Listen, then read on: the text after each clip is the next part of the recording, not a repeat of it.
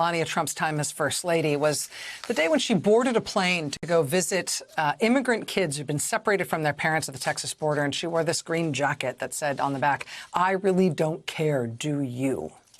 After that visit, Stephanie Winston Wolkoff, in her new book, recalls what she says was a 70-minute phone call she says she had with the First Lady about that trip to the border. And I just want to read you from that part of the book. Ms. Winston Wolkoff says, quoting the First Lady here, "They all went crazy about the zero-tolerance policy at the border, but they don't know what's going on. The kids I met were brought in by coyotes, the bad people who are trafficking, and that's why the kids were put in shelters. They're not with their parents, and it's sad. But the patrols told me the kids say, 'Wow, I get a bed. I will have a cabinet for my clothes.' It's more than they have in their own country where they sleep on the floor. They are taking care nicely there." And the mothers, they teach their kids to say, "I'm going to be killed by gangs," so they are allowed to stay. They're using that line, and it's not true. Reading that quote from the First Lady aloud is a gut punch all of its own. But Stephanie Winston Wolkoff quotes this directly and says these are the words of the First Lady. Back with us once more for the interview is Stephanie Wolkoff. She's a former senior advisor to First Lady Melania Trump. Her new book's called Melania and Me. It's about her friendship with the First Lady and her involvement in the Trump inauguration. Ms. Winston Wolkoff, thanks again for being here. I just have to ask you if should we understand this to be a verbatim quote from the First Ladies? These are seemingly pretty insensitive comments she made about the kids she met at the border. Rachel, there's no way to fabricate any of my story. And the only way to tell the story is to say it exactly as it was. The fact that the White House is trying to disparage me and claim my character is anything but what I know, again, I was a respectful person, it's only going to have me discuss more and more the truth, the facts, and they're all either in some type of, a semblance that has 100% backing. I would never do that otherwise.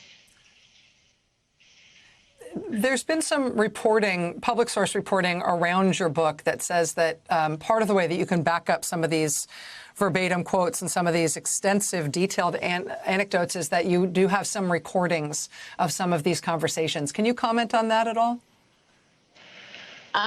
So, Rachel, I haven't commented on the past. And one of the reasons why I'm going to share this with you this evening is because I've been accused of taping my friend, as the White House said, and how horrible of a human being I am for doing that. And they're right. If she was my friend, it would be horrible. But Melania and the White House had accused me of criminal activity, had publicly shamed and fired me, and made me their scapegoat.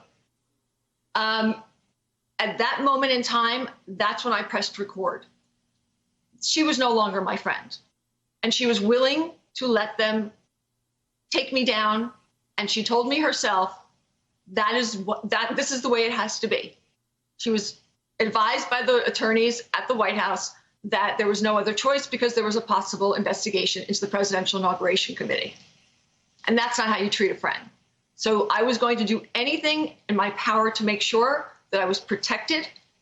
And at first, I really did think maybe she would come to my aid. Maybe she would tell the truth. She turned her back. She did. She pulled like a deck of cards, and I was shocked when she did it.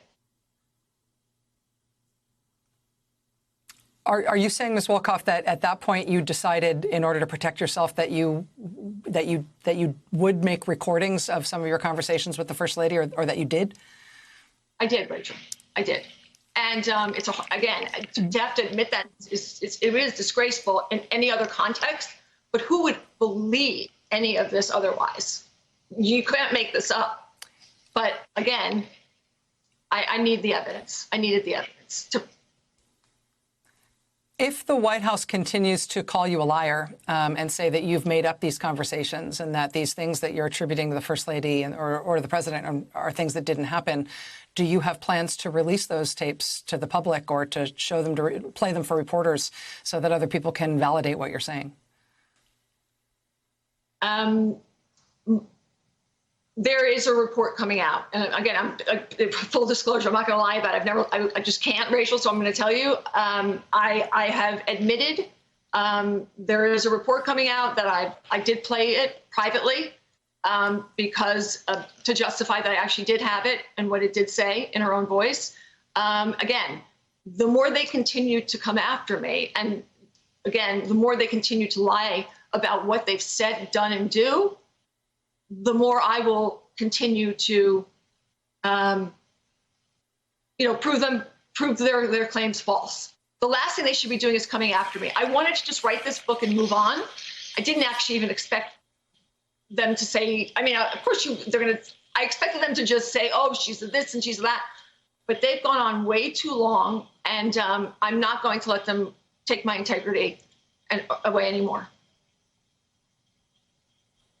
Stephanie Winston Wolkoff, former senior advisor to First Lady Melania Trump, key figure in the Trump inaugural.